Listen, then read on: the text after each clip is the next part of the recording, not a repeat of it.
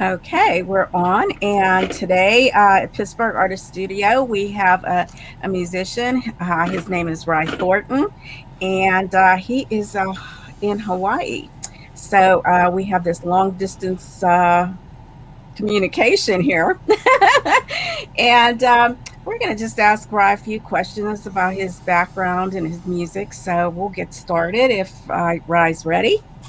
I'm ready. I like Very this ready. platform. I've used so many different online teleconference platforms before, but this one seems really kind of smooth and clear. So, Yeah, it's really nice. Well, I've been having issues with the downloads. After I get it, it looks like it's really great. Then I download it and it's all pixelated. So we'll see how this works today. I hope it works fine. But you could use a software called OBS to take a live screen capture, oh yeah, and then okay. and then you could get a real HD recording while you're doing it. So, Oh, okay. Well, that's a thought. throwing that out there. Okay, well, thank you. Okay, Rye is also an IT person, so besides music. Okay. It's funny. I came into the IT side of things from doing music. I'd Okay. be in the studio and we, get the perfect drum take, and then the engineer would say, "Oh, something screwed up with the computer. We got to do it again." Even though, Uh-huh. like, and sometimes depending on the take, sometimes you get a little studio magic, and you couldn't quite get the same take you got the last time quite as perfectly, and so you Yeah. actually lose that recording forever just because there was a computer problem. So I ended up helping a lot of people in the studio with computers, which is actually kind of how I segued into doing a lot of IT stuff later Oh on. wow, So that's nice. Yeah. yeah. So you never had it. I'm going to go into this. So you never had any like background in IT at all? I mean, this was just the way it started for you. Well, I was a nerd beforehand, so I, Oh, I, won't, I won't say I was coming at it raw, but oh, okay. Well, see that. Okay. Well, you don't have glasses. That's usually the way I, that I works. do. Oh, I you do have do. some Okay. glasses. Yeah, here, let me go ahead and put them on for you. Oh, okay. We're going to be nerdy. Oh, there you go. Okay. There we go. All right. Now we got it. Okay. So I should have put my sunglasses on too. That would have been cool. Okay. Well, let me ask you then. So, what first got you into music? Um, it was before I can remember. My mom was real musical, and actually everybody in my extended family was real musical. So I can't remember a time when I wasn't singing or banging on something. Uh-huh. Oh, So that's pretty neat. Yeah. See, that's yeah. my son-in-law too. I interviewed him last week, and same thing. He said like when he was two, he was just banging on things. I said, so that must be kind of like I never did that. So I guess that's why I'm not musical. But yeah, I mean, it's pretty neat when you can start Well, out young. the my earliest memories were being I don't want to say obsessed, but it's probably accurate. Hmm. Kind of obsessed with different recordings that I heard on the radio. Hmm. I'd just be in a hardware, like a car parts store or something, and I'd hear something over the air, and I'd be like, this is great. How do I find out who it is? How do I listen to it again? And I Yeah. remember thinking all that kind of stuff when I was like 4 and 5 years old. So Oh, nice. um, yeah, Yeah. so it was kind of. I guess I started as a fan, probably like most people do, but Yeah, that's cute. Yeah, I mean, cool. I that not for me. I guess my parents weren't very musical. They like the well, they like the old people, like Tommy Dorsey and all that stuff, and swing music and I love that stuff. yeah, I do too. Yeah, The I do very first too. compact disc I bought was like a big band. Yeah, It's kind of collection of all these big band hits that I yeah. still love. I remember rolling around my maternal grandpa, who was not musical at all, by the way.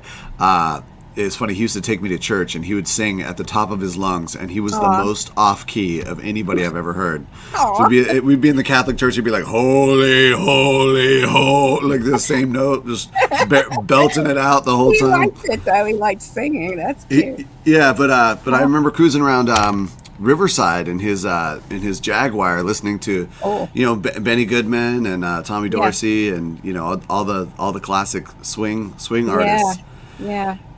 Yeah, You know, we had records like those. What are they, 78s or something, or 48? I don't remember what they were called. I think they were 78s, real thick, and yeah. they listened to those for a while. So, but and so like like, how is your creative process? How does that work for you? I have Um, absolutely no control. oh, okay. It just happens. None.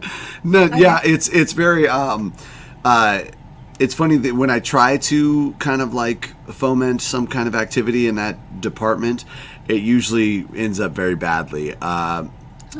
It's more like, well, I guess I should rewind a little bit and just talk about like what's going on in my brain at all times. Okay. I'm a little bit crazy. All of my friends and family and people would tell you, "Oh, he's a little crazy." I don't think I'm crazy. I think everybody else is crazy, Well, but I'm almost in the same boat as you. could be genetic then. But but I went. So I've always got like music in my head at all times, and a lot of times it's music that's not related. Like I'll have some kind of Mozart symphony going, and then some kind of like trashy hip hop from the '80s. I mean, it's always kind of crazy stuff Hmm. that mix together. So for me, doing music is a way to kind of control all that noise. Hmm. So I've kind of have to be having some kind of conscious music going at all times in my mind, if not in reality. Yeah.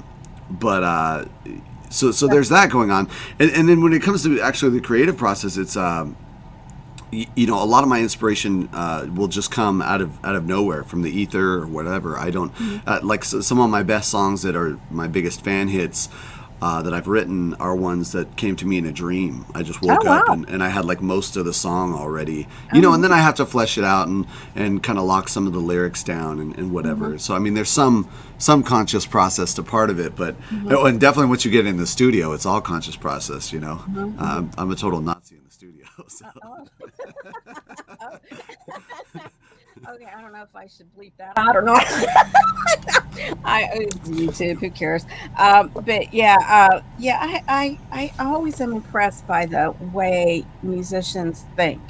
Um, some people will write first, and then the music comes after. But you seem to have the music come first. Is that how it works? Definitely. I mean, for me personally, you know, and I write a lot. I mean, actually, that's kind of the area where I think I'm stronger on Hmm. literary stuff. You know, Hmm. I was always reading really advanced stuff even when I was pretty young, Hmm. and I ended up writing a lot of stuff too. Which doesn't always come across when I'm talking, but Oh, yeah, you sound pretty good. but well, thank you. But so for me, the literary aspect of it is actually a lot easier and quicker than most of the other stuff. It's very easy for me once I have the structure of a song to come back and just be able to really hit the verse and really hit the chorus and put words that are appropriate to the feeling of the music. That's the very easy part for me, and that is the part that's conscious Mhm. and not as natural or whatever. But that's always been a really easy thing for me. Yeah, But the nice. music part I have no control over, and sometimes I'll go a year, 2 years without getting anything. Mhm. Oh, wow. It, and then sometimes it's like it'll happen in 1 week where I've just got like boom 20 songs. Isn't that, yeah, that's And pretty so interesting, yeah. yeah, Yeah, well, I know when we were in, Oregon and you were playing, and I thought, "Wow, this is really amazing." I mean, the sound and everything was so good.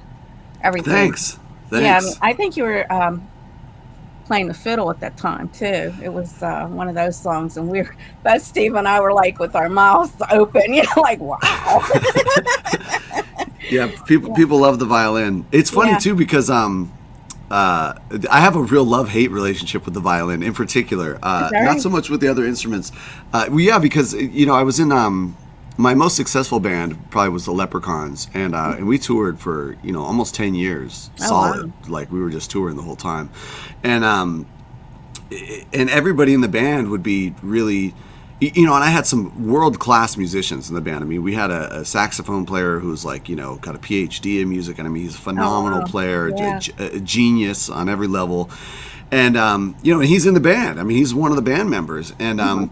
and people just walk right past him to come talk to me about the violin, you know, and and I would Oh, feel bad for him to an yeah, extent, but I'm also the singer and I wrote the song, most of the songs, and yeah, nobody cares about any of that. They just want to talk about the violin. So I'm also playing second fiddle to the to the violin because the stuff aw, I'm really passionate about, the songwriting and the singing, the yeah, stuff that's like yeah, I'm really working on really hard, is like nobody cares. They're yeah. like just play more violin, bro. Isn't that something? Oh my goodness, yeah. Yeah. Well, it does add something to it, I guess, because we're not used to seeing that in a band, usually. So, It's not there's not especially now, I mean, when I was little we still had orchestra in uh-huh, schools, yes. some schools. I Mhm, mean, already it was cut from a lot of schools at that point. mhm. But I was fortunate to live in a community where is still a thing when I was a Well, little that's kid. yeah, yeah. And now, I mean, it doesn't exist anywhere. I think even in Mhm, the school where I was at, which is a school, I'm from a very weird area near Death Valley where there's a lot of engineers and a lot of, it's very, very different demographics than anywhere else on the mhm, planet, really. mhm. So I think that's why they ended up keeping orchestra for so long. But I think even in that community, now it's been cut. Yeah. I mean, But well, I know when I was growing up, the instruments were given to us. Now if they want to play, they rent them. They have to rent right, them. I did play viola for a couple years, but that's what I started on. yeah, viola. I started on viola. I started on Okay. viola in the Yeah. orchestra. In fact, I was in viola junior high, high school, college. I mean, Oh, okay. I read alto clef. I was Oh, in nice. string quartets and orchestras. That's how I got started on the viola. So Oh, okay. Well, I only played a few years. It was one of those things where I was terrible at it, so I just gave it up. I yeah, have a hard time. the viola is very unforgiving. It is very it's a beautiful beautiful instrument with one of the best tones of any Oh, instrument, I yes, think. But yes, it's you have to have like this micro millimeter perfection with your left hand, yes. and then you have to be real smooth and calm with your right hand, Right. and then also the gaps between the notes are much larger than on the violin, which can be real. I mean, even for me, I'm 6'3" and I got these giant albatross arms, and it's still not that easy to play the Well, viola. yeah, it's a lot larger, than the violin, so it Right, was a little different. But I did like the sound if you could get it right, you know, right, without right. speaking.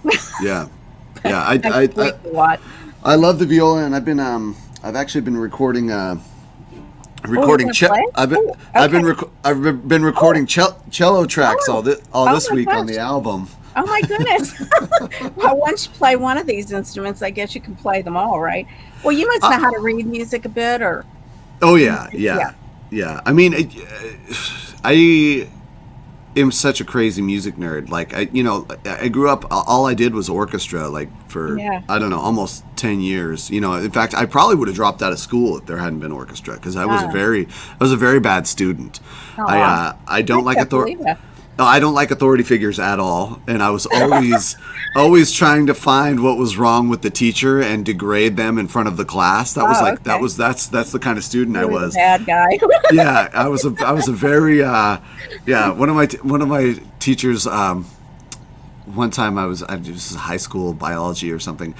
She said, "Oh, you're a real asset to the class," highlighting ass real strongly while she said Oh, it. no. Yeah, and that was true. I mean, it was true in orchestra too, but at least in orchestra, I was consistently being challenged, especially because Yeah. the orchestra that I was in high school was really advanced.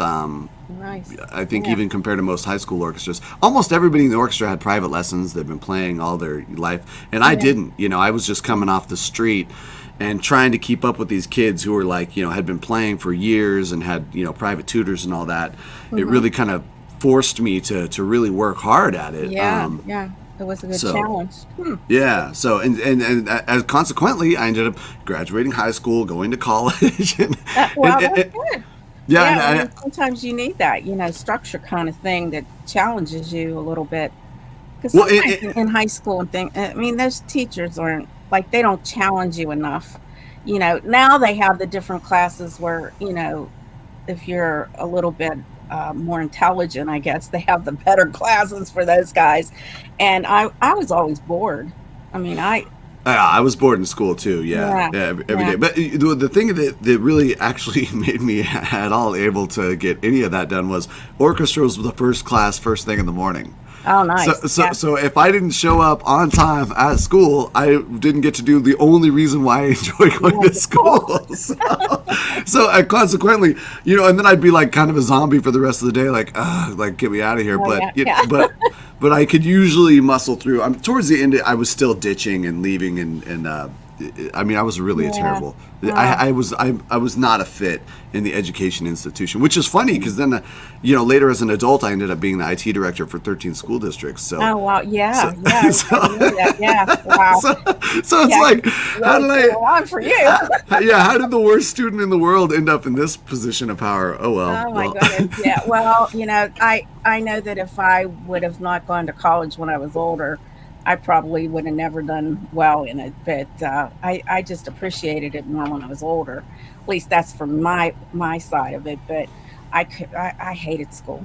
I just hated it. I didn't enjoy it either, Yeah. and it's weird too because then I ran a couple of music schools Oh, later. okay. I ran a music school. I ran the string department for a big music school in San Diego for a while. I ran the string department also for smaller mid-sized music school in Riverside, and then I actually ran the entire school for this little tiny school in Coos Bay, Oregon, for a little bit. So Oh, okay. yeah, Wow.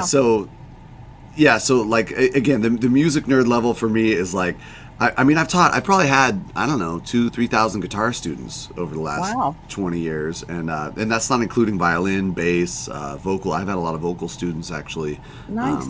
I've Yeah. even taught some other random stuff I'm not really qualified for.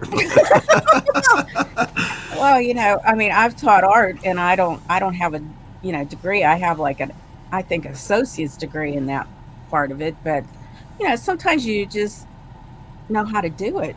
You Well, know, I think some things like aren't really cut out for the whole school procedure. right?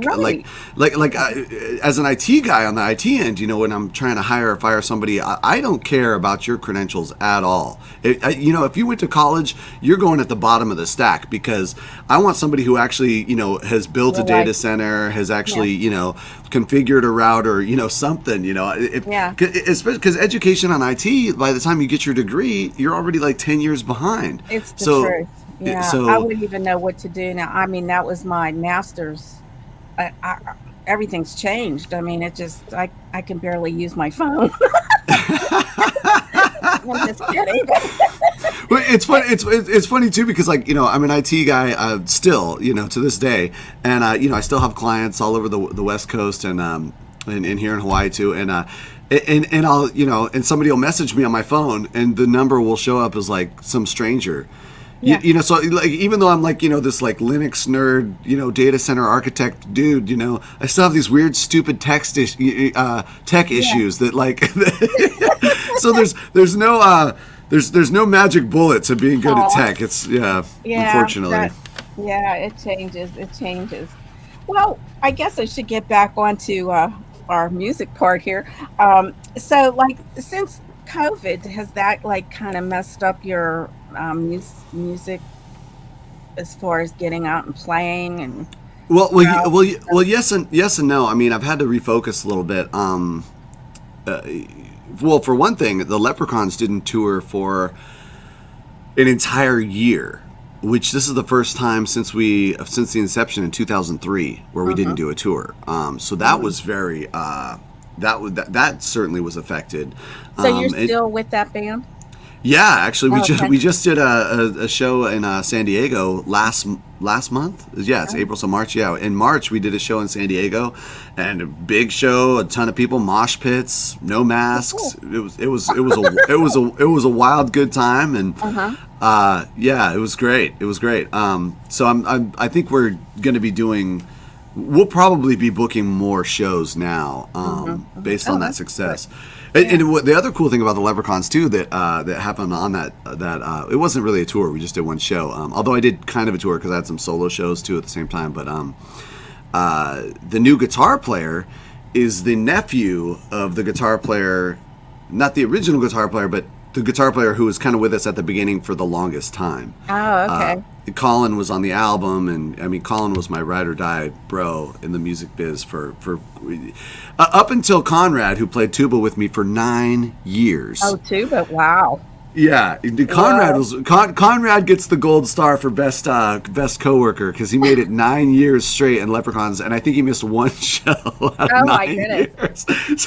So he gets the gold star, but Colin before that was he was the previous star coworker in that group, and the story about Colin is hilarious. The whole story is worth telling. But anyway, his nephew is now playing guitar for us in the Leprechauns, and that's been really, really cool. Yeah, and James is great. He shreds on the guitar. So and he's he's a young kid. He's got this great attitude. So yeah, I think that's motivated me to be like, hey.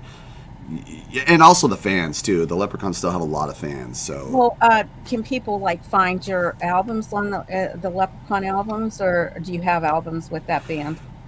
we only put out one album officially, and it was very it was kind of the roots of what we started in because we started playing Irish pubs. The whole band formed almost by accident. It was well, I had been in the Irish band with Jed and with my cousin Saul and a couple other dudes in Riverside, and we started playing Irish music and again, it was just we were just doing it for fun, like in our living room. But then next thing you know, at our rehearsal, like 50 people would show up with beers and and so suddenly it's not really a rehearsal, it's like a full-on wild ass show. And so then people were like, well, are you gonna actually go do a show? And it was hilarious because we only knew like 6 songs, and we're like, well, we know 6 songs, and they're like, well, our bar is hiring, come down. So that's what happened with the Hooligans. That band was called the Hooligans. Now there's like 7 other bands called the Hooligans. So don't even look that up. You won't find anything. But I think we were the first ones on the West Coast, and we used a Z when we spelled Hooligans. So that's anyway. So I'd already kind of been doing the Irish music and saw it just blow up immediately. That band had a lot of issues, a lot of HR issues in that band. And honestly, I was probably one of the biggest ones. Wow, that had to be a real trip too. Oh yeah. Oh man, the stories of Jed, like in complete drag. Oh, really? In complete drag, wearing like this green leotard, like jumping off the table, like shouting, like musicality almost 0, but showmanship 1,000%. Oh my goodness, yeah, he's an entertainer. Well, we played at this brewery right off the freeway in Riverside, and it had been right after the cops brutally shot this young black girl who was having a seizure in her car. I don't know if you remember that. No. Her name was Taisha Miller. Anyway, she was having a seizure in her car, and they just literally 50 rounds in that car they found. So I mean, Goodness. Yeah, and so Jesse Jackson came and they shut down the freeway, and it was like this huge thing. But it was funny because that huge civil rights march ended right at the exit where our show was happening. Oh no! So here's this super drunk Irish band at this like brewery, and we didn't know anything about any of that. But all of a sudden, this mob of like 10,000 people comes off the freeway, and we're putting on a show, and there was a big outdoor thing, so everybody coming by was like, what is going on here? Like, because there's this huge party. And so next thing you know, this huge party got into total chaos. Oh, no. I mean, it was like thousands of people and like cops. And it was like, oh, my goodness. And we're just playing this little brewery that just happened to be right at the right exit. Right at the place. Right at the right time. Yeah. Oh, my goodness. Oh, my goodness. That had to be something else, too. And again, we knew 6 songs. So we're like, well, let's loop back around, people. Oh, my goodness. Did they enjoy it at least? Oh, it was epic. It was epic. Yeah. And that was the Hooligans who were like, I think out of the 6 of us in the band, we had like 3 genuine musicians, and a drummer.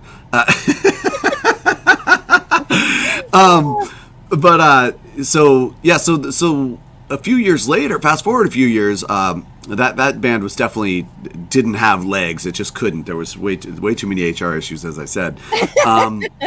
Yeah. And but then I ended up moving to San Diego, and I was teaching at the Encinitas School of Music, and the drummer there was great, and he had this big Viking looking dude with like long red hair and like wow. Yeah. and he was a super good drummer, and I was like, hey, here's an Irish drum. see if you can make noise with it, because he never played the bowron, right? It's got this Irish drum with a weird stick. Mhm. And he's like, oh, he's real into indigenous stuff. He went and studied in Brazil and Oh, Haiti, and like he's really into like weird indigenous instruments. But this is one from his actual genetic culture, right? I mean, he's Irish, and so I mhm. gave him the Irish drum. He starts learning how to do it, and he's a really, really, really great drummer. So Oh, wow. it came pretty quick to him. And then like a month later was St. Patrick's Day, and I'm like, hey, we should just go play somewhere on St. Patrick's Day, And at the time, I had a really, really great musician buddy named Brett, who actually died last year. Oh, Yeah, so and he was like just a phenomenal musician. So we're playing like and like instantly we're super good because I'd mhm. already been in a bunch of bands and been playing Irish music, and Brett's just like was a monster musician who could do anything if you could keep him on task. He's one of those people who's like always having fun. Uh-huh, So, uh-huh. so sometimes it was hard to keep him on task, but and then this super killer giant Viking drummer. So instantly we were like super good, and the actual director of the entire school was walking by the room where we were playing, and he immediately grabbed a guitar and he's like, I'm in.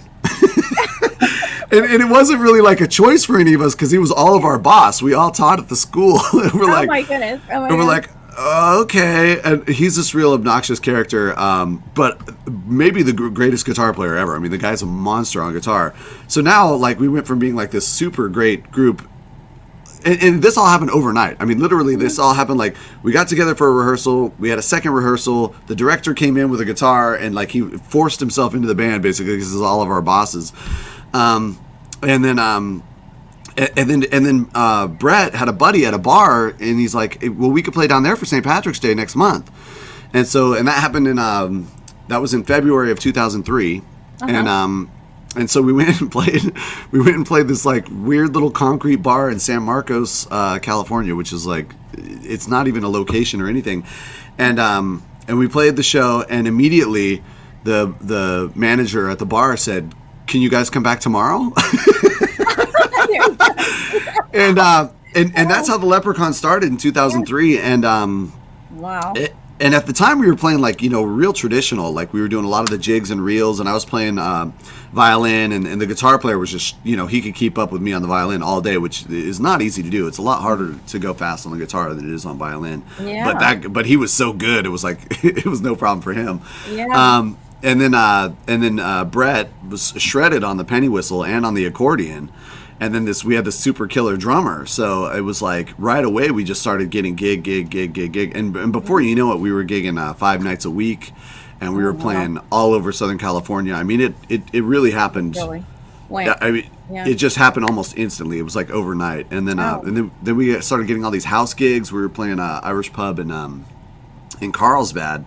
Really cool little location. Used to be called Tom Giblin's. I think it's called O'Sullivan's now. But anyway, yeah, we were the housegate band there every Thursday night for like 3 or 4 years. Oh my goodness. And so we really built our chops at that time. And then we started getting wilder and wilder. We started not just playing traditional Irish music, but we were doing just anything. We took a real kitchen sink approach. We were playing everything. So and then eventually we had all these horn players and brought the full drum set. And we got this really great bass player named Nino who used to play with me in another rock band in Riverside called the Clydesdale Jockeys back in the day. Yeah, and then Colin joined as the guitarist once we fired Todd. We eventually had to fire our boss. We had to fire our boss, and not because of the guitar. I mean, obviously he's a great guitar player, but the stories about Todd, none of them are appropriate for any kind of public media, so I won't share. But Oh my goodness. they are hilarious. I can imagine. Well, sometimes you'll have to tell me that. Yeah, we had to fire him, but it was funny because he was all of our boss. So then eventually he fired all of us from the music school. But at that Oh, point we were really? playing 5 nights a week, so we were kind of like, whatever. Yeah, it's probably better that way, anyways.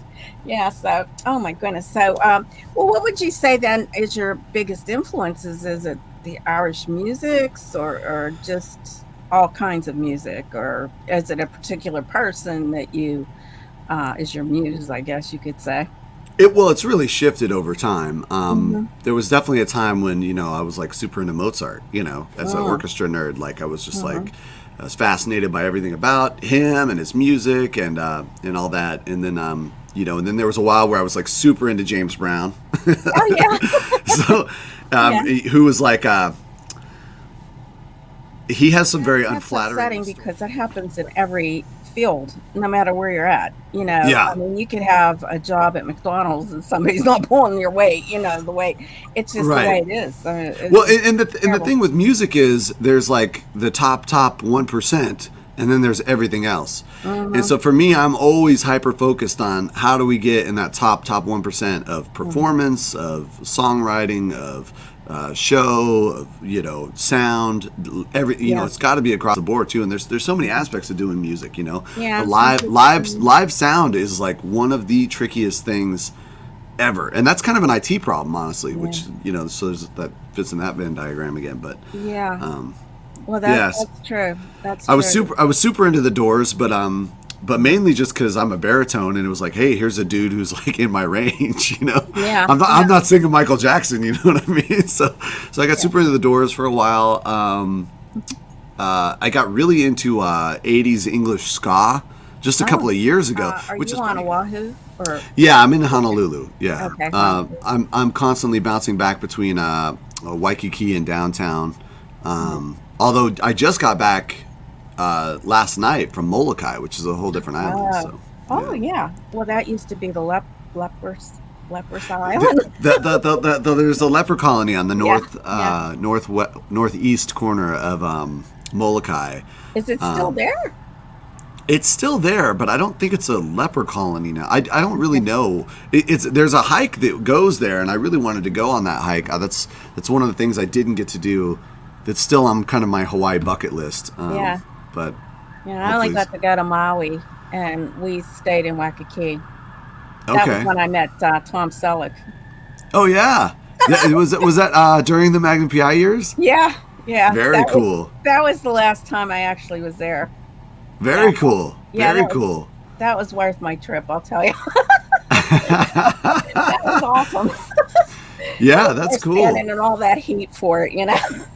Yeah, no, I love Hawaii. It's a great Oh, place. I know. Once you've Beautiful. lived here, I've been here almost 3 years now. So once you've lived here, you definitely see some downside that I think people aren't familiar with. The culture Yeah. here has a lot of pretty serious endemic problems. Uh, I don't know if it's the history of being a plantation kind of place or yeah. Oh, well, that's it. It's the whole thing. Well, one more question, and then we'll bring this to an end. So, I just wanted to know what's next for you. I mean, what's your? I mean, you're going to finish your album there, but what else do you have planned in your well, upcoming? yeah, it's interesting. You asked me earlier if COVID slowed things down, and they changed things. I mean, it did make it so the Leprechauns really couldn't. Leprechauns put on really big shows, so Hmm. that was why we didn't really tour during the COVID time. But as a solo artist, I was playing speakeasies the entire time. Yeah, yeah. So there's that. Especially Uh-huh. after working in the Department of Health and looking at the numbers, I'm like, no, this is justified. I'm going to go play shows whenever and however I want. So I've kind of been doing that the whole time. And then I was working on the album as well. Hmm. So yeah, I definitely want to finish the album. I've been recording a lot of female vocalists. Oh, cool. Hmm. I'm kind of going a different direction a little bit, and kind of harkening back a little bit to that like big band or uh, country western swing kind Oh, of thing. So I nice. want to have Okay. like I sing something, and there's like this little girls, not little girls, but a woman's chorus of like doing the right after me kind of thing, Uh-huh, like uh-huh. a call and response with the vocals. And so I've been working on that, and that's presenting a lot of interesting challenges because you really want the tone to be strong, but at the same time it can't overshadow the lead.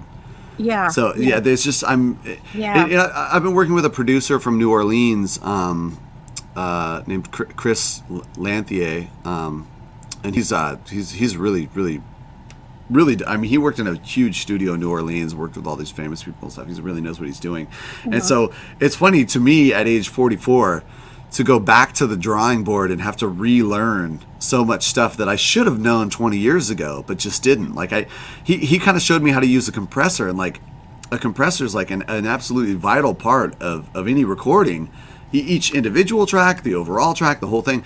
And I didn't know what the hell I was doing with a compressor at all. Oh, wow. In fact, I still don't, even after his little tutorial. I'm still like stabbing in the dark a little bit. But yeah, so I've been really just trying to focus on getting a recording that that just is unequivocally great. So that when you hear that, you know that's a radio hit right away.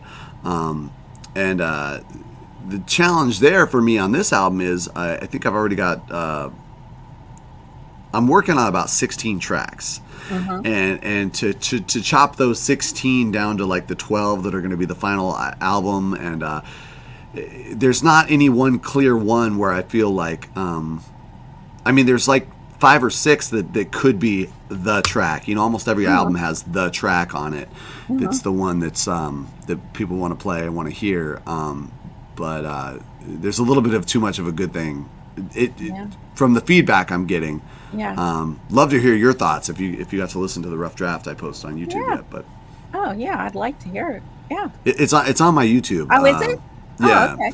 Well, the rough draft, and I keep updating it. So it's funny because the way the YouTube algorithms work really don't help me at all in this. Yeah. YouTube algorithms are really beneficial for something that you post that goes viral and then stays up after that.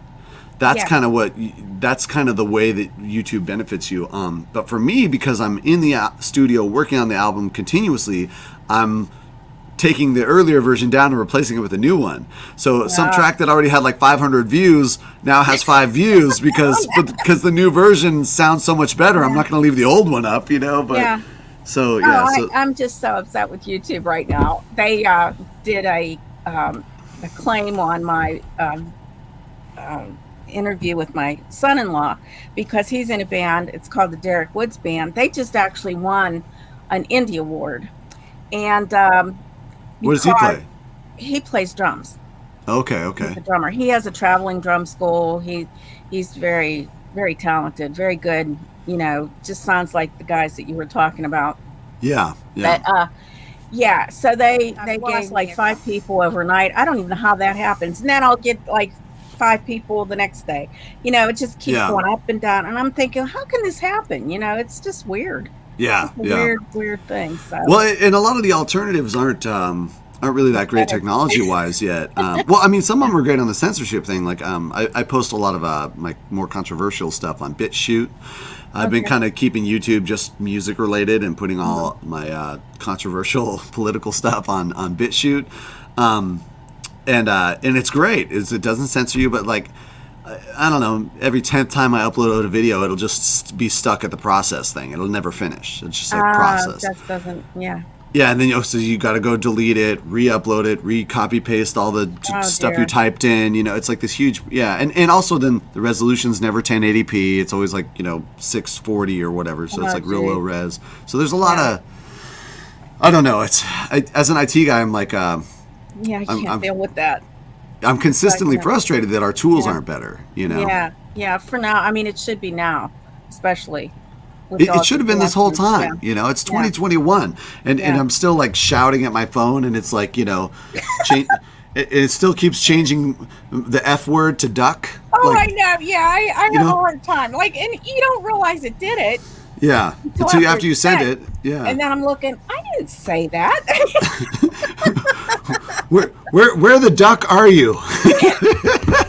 You were supposed to be here 20 ducking minutes ago. Where the duck are you? Well, I guess it's trying to keep it clean, and I don't know. I don't know. Yeah, and on the music end too, it's so funny because it's like I'm trying to get a specific thing done. Yeah. Like I was talking about recording the cello earlier. I can get a good vocal recording. I can get a good violin recording. I can get a good guitar recording. I can get a good bass recording. I can get a good all of these other instrument recordings. I put the cello on the mic. It doesn't sound like a cello at all. Oh. It sounds like some kind of like muddy violin. Oh wow. And so I've been like, and so then I went and started looking at all these other bands who have cellos, and none of them sound good.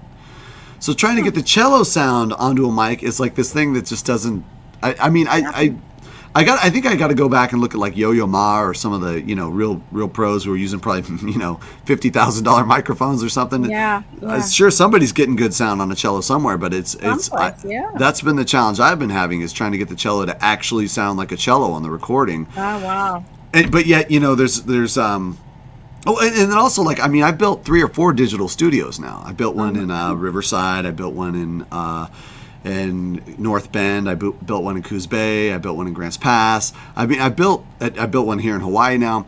I built digital studios over and over again, and the equipment gets slightly better, but doesn't come down in price at all.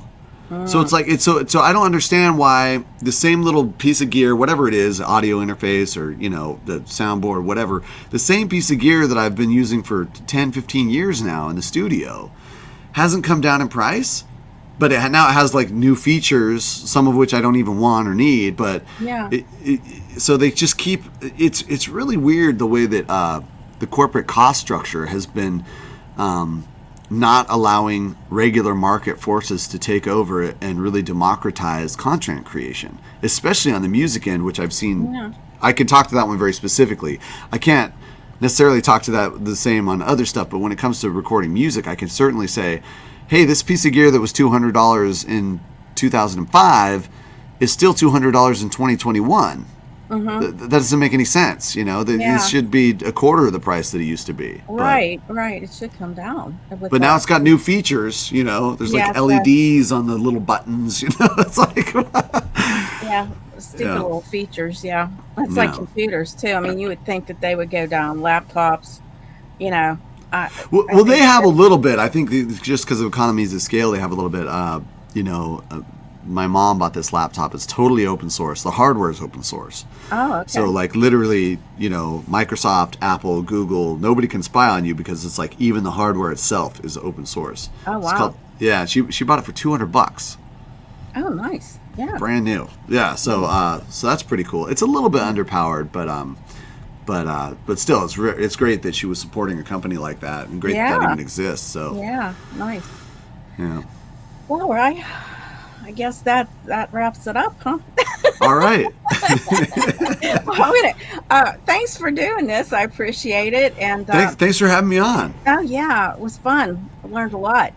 Send me a link to the video, and I'll subscribe to the channel and post it on my social media. Although I'm on a 30-day vacation from Facebook again. Oh, not willingly, right? Not willingly. So here's what I posted this time.